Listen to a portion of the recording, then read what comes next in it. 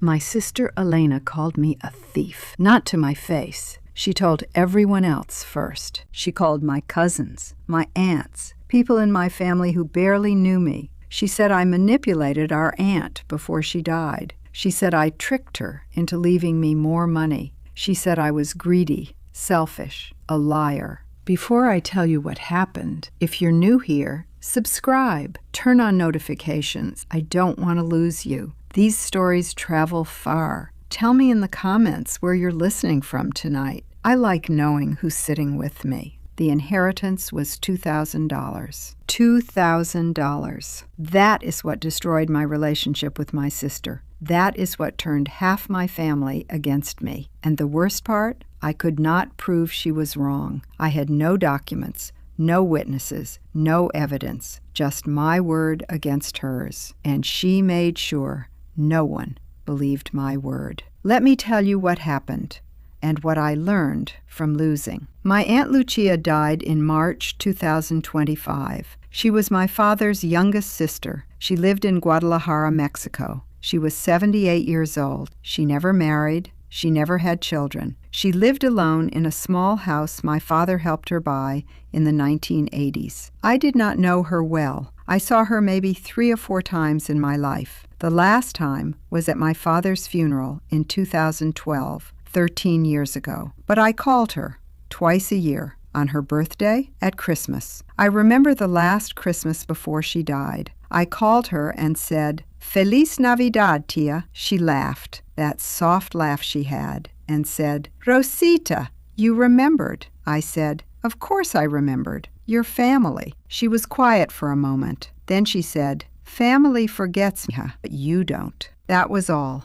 Just phone calls. Just a voice on the other end saying, "I remember you." That's what Elena called manipulation. 2 days later, my sister called, not to say thank you, not to share her grief, to accuse me. Elena is 5 years older than me. She is 54. She lives in Monterrey, Mexico. We were never close. Even as children, we did not get along. I was the oldest. She was second. Our parents expected me to help raise the younger ones. Elena resented that. She thought I got special treatment. She thought I was the favorite. I was not. I was just the one who did the work. We had not spoken in over a year when she called. She said, "Rosa, I heard about Tia Lucia's will." I said, "Yes, it is sad, but at least she left us something." She said, "Did you know she was leaving you $2,000? I said, "No, I had no idea. I did not even know she had money saved." She said, "Really? You had no idea?" I said, "No.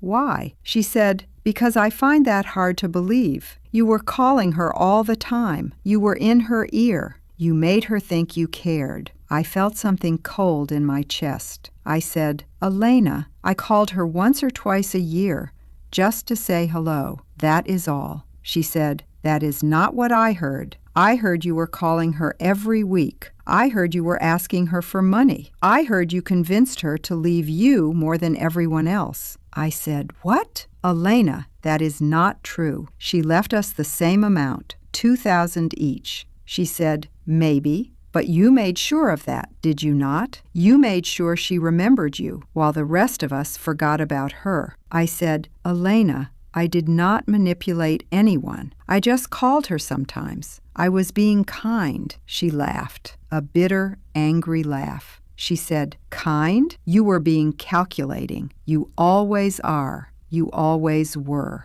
Mama and Papa would be ashamed." Then she hung up. 2 days after that call, the messages started coming, and I realized Elena had not just called me. She had called everyone. From my cousin Ana in Mexico City, "Rosa, is it true you convinced Tia Lucia to leave you money?" From my Uncle Tomas, "Rosa, I heard some things about the inheritance. I hope they are not true." From my cousin Beatriz, "Rosa, Elena told me what you did. I cannot believe you would do that to an old woman." I did not understand. What was Elena saying? What rumors was she spreading? I called Ana. I said, "What did Elena tell you?" Ana said, "She said you called Tia Lucia all the time. She said you manipulated her. She said you made her feel guilty so she would leave you money." I said, Anna, that is not true. I called her once or twice a year, that is all. And I did not even know she had money saved. Anna was quiet for a moment. Then she said, Rosa, I believe you, but Elena is telling everyone a different story, and people are listening. I tried calling Elena. She did not answer. I sent her a message. Elena, why are you spreading lies about me? I did nothing wrong. She responded an hour later. I am not spreading lies. I am telling the truth. You always were the favorite. You always got what you wanted. And now, even in death, you are still taking what is not yours. I said, Elena, the will says we get the same amount. How am I taking more? She said, you manipulated her into writing that will. You made her think you deserved it, but you do not. You never did. Over the next 2 weeks, the family split. Some people believed Elena. Some people believed me. Some people did not know who to believe. But in the middle of all this, one person believed me. My cousin Mario called. He was the one who had taken care of Tia Lucia in her final years. He knew the truth. He said, Rosa, I was with Tia Lucia every month for 3 years. She never mentioned you calling all the time. She never said you asked for money. The will was her decision. I watched her write it. I felt something loosen in my chest. Someone believed me. I said, Mario, can you tell the others? Can you tell them what you know? He was quiet for a moment. Then he said, I've tried, Rosa, but Elena is louder than me. She got there first, and people believe what they want to believe. I hung up the phone and cried, not because I was sad, because I was grateful. One person, that was enough to keep me sane. My Aunt Carmen, my mother's sister, called me from Mexico. She said, Rosa, I do not believe what Elena is saying, but I think you should give the money back, just to keep the peace. I said, give it back? Tia Carmen, I did nothing wrong. Why should I give it back? She said, because it is causing problems, because the family is fighting, because it is not worth it. I thought about that. Maybe she was right. Maybe the money was not worth the fight. But it was not about the money anymore. It was about my reputation. It was about the lies Elena was telling. If I gave the money back, people would think I was guilty, and I was not guilty. I decided to call Elena one more time to try to resolve this. She answered on the 3rd ring. I said, Elena, we need to talk. This needs to stop. She said, what needs to stop? Me telling the truth? I said, you are not telling the truth. You are lying, and you know it. She said, I know no such thing. I know that you called Tia Lucia. I know that you were in her ear. I know that you made sure she remembered you when she wrote that will. I said, Elena, I called her twice a year, on her birthday and at Christmas. That is all. And I did not even know she was writing a will. She said, that is what you say. But how do I know that is true? How does anyone know? I said, because I am telling you, because I am your sister. She laughed, a bitter, angry laugh. And then she said something I will never forget. She said, you are not my sister. You are the person who always got what I wanted. You were Mama's favorite. You were Papa's favorite. You always got the attention, the praise, the love. And now, even in death, you are still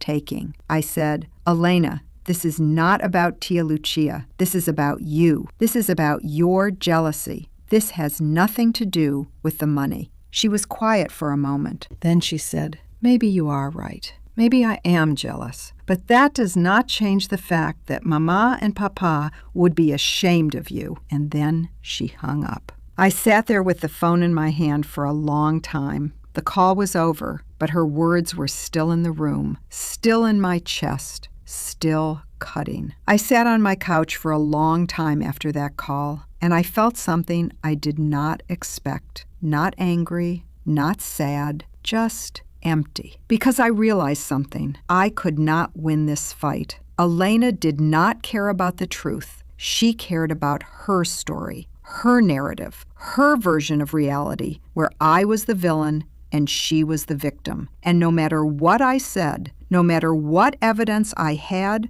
or did not have, she would not change her mind. The people who believed her, they did not want the truth either. They wanted drama. They wanted gossip. They wanted someone to blame. I could not control that. I could not change that. The only thing I could control was how I responded. I called my daughter Sophia. I told her everything: the inheritance, the accusations, the rumors, the family divide. She listened. She did not interrupt. She just listened. When I finished, she said, "Mama, do you know what you did wrong?" I said, "What?" She said, "Nothing. You did nothing wrong. Tia Lucia left you money. You accepted it. That is all. Elena is jealous. The family is gossiping. But you did nothing wrong." I said, "But people believe her. They think I manipulated Tia Lucia." She said, "So what? Let them think that. The people who know you,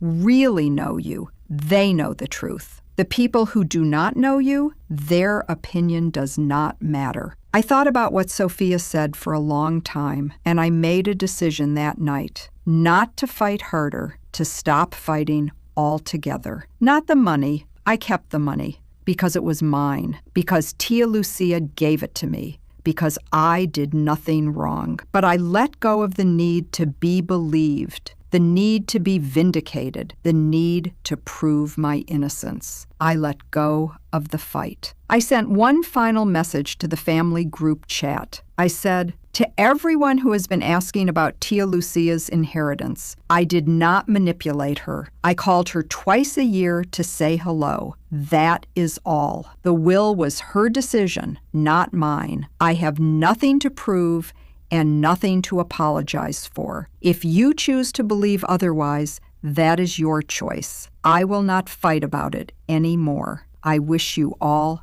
peace." Then I muted the group chat. I did not read the responses. I did not engage. I just let go. In the weeks that followed, I heard things. I heard that some people in the families, I heard that Elena was still spreading rumors. I heard that some cousins were taking sides, and I did not care. Not because I was heartless, but because I had decided that my peace was more important than their opinions. Mario sent me the $2,000 through Western Union. I received it. I deposited it in my savings account. I used $500 to pay off a credit card. I used $300 to buy new tires for my car. I saved the rest. It was not a fortune. It was not life-changing, but it was something, and it was mine. A month later, my phone rang. It was my cousin Anna. She said, "Rosa, I just want you to know something. I believe you." I felt tears come before I could stop them. She said,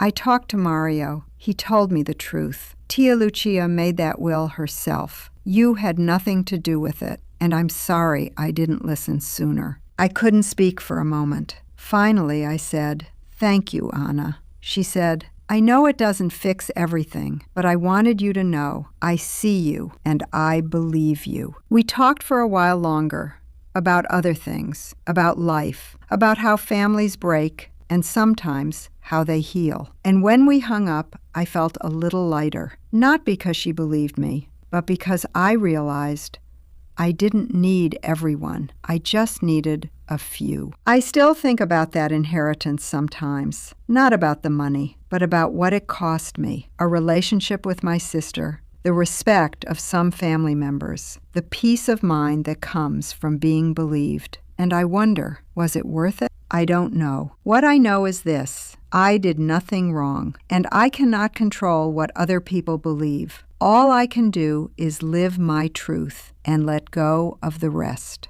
Elena and I have not spoken since that last phone call. I do not think we ever will, and that is sad, because she is my sister, because we grew up together, because there was a time long ago when we were not enemies. But that time is gone, and I cannot bring it back. Sophia asked me last week if I regret not fighting harder. I said no, because my peace is more important than their approval. I don't need everyone to believe me. I just need to believe myself. She smiled. She said, "I am proud of you, Mama. And that, more than any inheritance, is worth everything." I want to ask you something. Have you ever been blamed for something that wasn't your fault? Not by a stranger, by someone who was supposed to love you? Or maybe you've been on the other side. Maybe you've held on to anger about something that happened decades ago. Either way, I want to hear your story. Leave me a comment. Tell me what happened. Tell me how you handled it. Subscribe if you want more stories like this. I'm always here. This is Tia Rosa